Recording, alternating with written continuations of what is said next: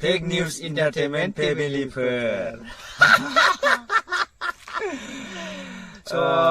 दिनैनि खौरांखौहाय नोंथांमोननि सिगाङावहाय माने मोननैसो निउसफोर आपडेट लानानै फैलायबाय जोङो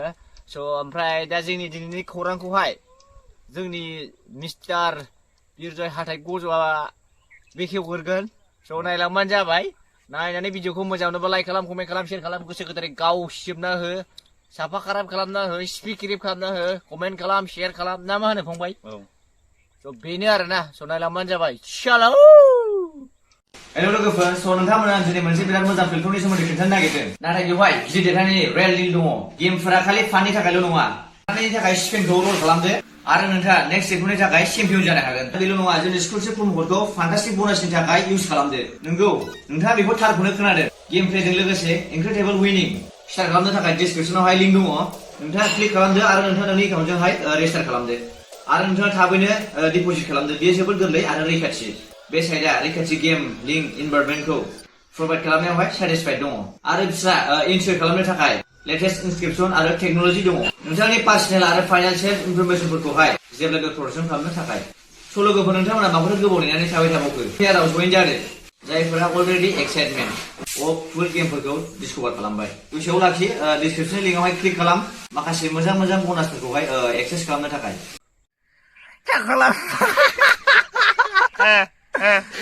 खुलुमबाय फेक निउज एन्टारटेनमेन्ट FAMILYPWR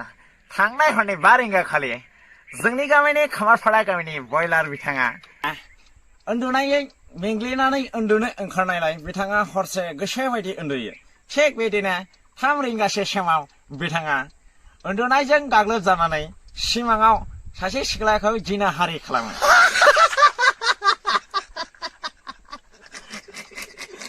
बेखौ जाहैबाय जोंनि गोजौआव दोननाय सासे ड्रन बिथाङा खोन्थाहरो बै बिथाङा खोन्थाहरो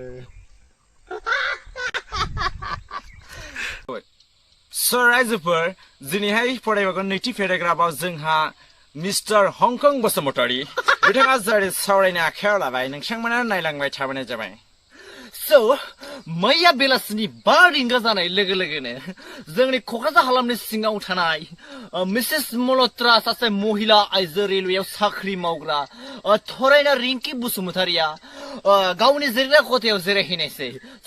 बे समावनो बिनि उदैया गेस्ट्रिक लिभारनि सालसाजों नासोमजानानै गावनि अफिसारनि खाथियावनो मैसो गेसाव खिफिना होनायसै बिनि खिफिनायखौ मोनामनाय मोननानै गावनि अफिसारा बेखौ हाबा खालामनो लाना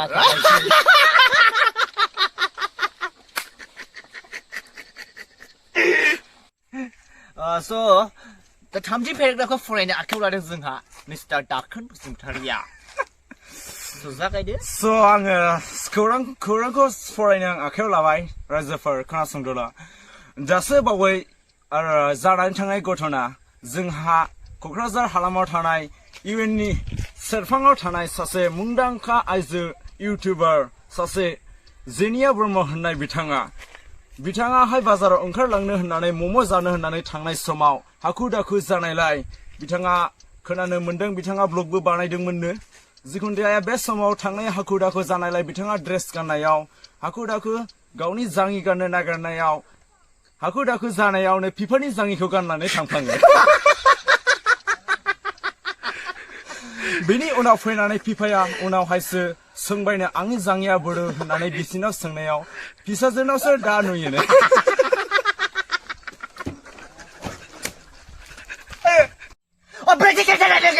सावरायबावनो नागिरबाय जोंनिनो मिस्टार दाखोन बसुमतारीया होमबा जागायसै आरोना रायजोफोर बाक्सा हालामाव थानाय तामुलपुर नोगोरमानि हेखायपाड़ा गामियाव थानाय सिङाव थानाय मिस्टार बर'नि मुंदांखा एक्टर जोखोम ब्रह्मआ यानि जेम्स बरुवाया दाख्लै बावैसो काश्मीराव थांनाय समाव बिथाङा सप्तासेसो थाहैनाय समाव बाजार खालामनो फैनाय समाव बिथाङा गोजांनायजों साग्लोबजानानै बिथाङाहाय बाजार गेजेरजों मैगं बायनो थांनाय समावनो बिथाङा गावनि गामसाखौनो खुनानै जोमफ्लाङो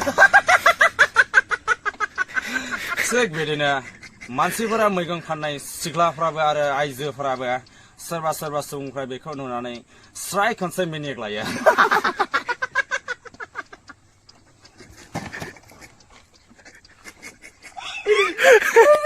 जागायनायनि सिगां खनले बुंफैबाय थाग्रा बे मोनसे खौरांखौनो होफ्लेबाय थाग्रा बे खनसेखौनो होबाय थाग्रा जोंनि मिस्टार हंकं बसुमतारी आरो सावरायनो आखायाव फिन खेबसे लाबावबाय नोंथांमोना गोसो होनानै नायलांदो लोगोफोर जागायदो नोंथाङा दाबायसो माने एथ' गोबाव खालामबाय थाबावनो नोंथाङा बिदिबा जागायनोसै उदालगुरि गामिनिफ्राय क'क्राझाराव थाफैनाय दुगा जानाय मिस्टार एनिथिं एमजे बिथाङा गावनि शुटिंखौ फोजोबनो होननानै